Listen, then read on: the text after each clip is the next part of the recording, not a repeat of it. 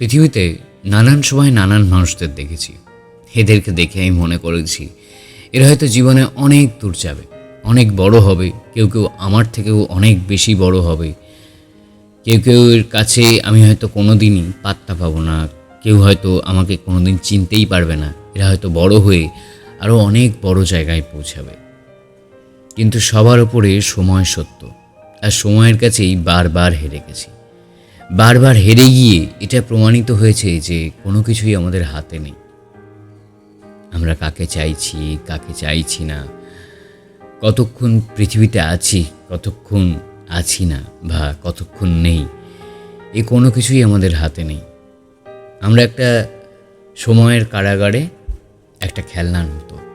ইচ্ছা মতো আমাদের মালিক আমাদেরকে ভেঙে দিতে পারে, আমাদেরকে নষ্ট করে দিতে পারে। সেখানে কারোর হাত নেই, কারোর হাত নেই। বাংলা একটা কথা আছে যে বিধির বিধান টলানো যায় না। আসলে কথাটা সত্যি। কিছুদিন আগে আমার পরিচিত 3 জন মারা গেছে, আমারই বয়সী, এবং বেশি অংশ মানুষ মারা গেছে মাল্টি অর্গান ফেলিয়ারে। তাদের মধ্যে কেউ ফুটবলার ছিল, কেউ ভালো ডিস্ট্রিক্ট লেভেলে হয়তো খেলতো, কারোর শরীর হয়তো এতটাই সুস্থ ছিল যাদেরকে দেখে আমার মনে হতো ইস, আমার শরীরটা যদি এরকম হতো। কিন্তু আজ বুঝতে পারছি যে কে কতক্ষণ আছি, কার ভিতর কোন রোগ আছে, কার ভিতর কোন অভ্যেস আছে, সেটা বড় কথা নয়, বা কি কেমন দেখতে আমরা সেটাও বড় কথা নয়। আসল কথা হলো আমরা প্রত্যেকে মানুষটা কেমন।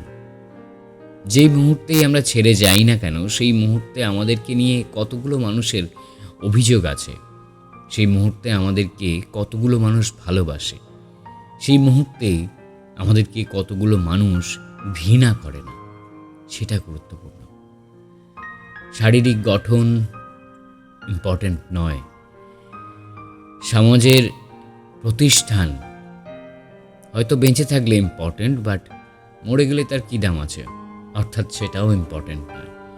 ইম্পর্ট্যান্ট যেটা, সেটা হলো নিজের সঙ্গে নিজের আন্ডারস্ট্যান্ডিং তৈরি করা, নিজেকে আরও একবার করে ভালোবাসা, নিজের জন্য কাজ করা, নিজের মানুষগুলোকে ভালোবাসা, নিজের মানুষগুলোকে আগলে রাখা, আর পরিচিত অপরিচিত সকল মানুষকে একটা সিকিউরিটি দেওয়া, একটা বিশ্বাস দেওয়া যে আমি তো আছি, যতক্ষণ আমি আছি ইউ আর সিকিউরড। যতক্ষণ আমি আছি ততক্ষণ তুমি নিশ্চিত, ততক্ষণ তুমি নিরাপদ। বাদবাকি লোক দেখানোয় কিছু আর যায় আসে না। দিনরাত যা খাচ্ছি, মাছ মাংস ডিম শাক পাতা লতা, সবেতেই তো ভেজাল।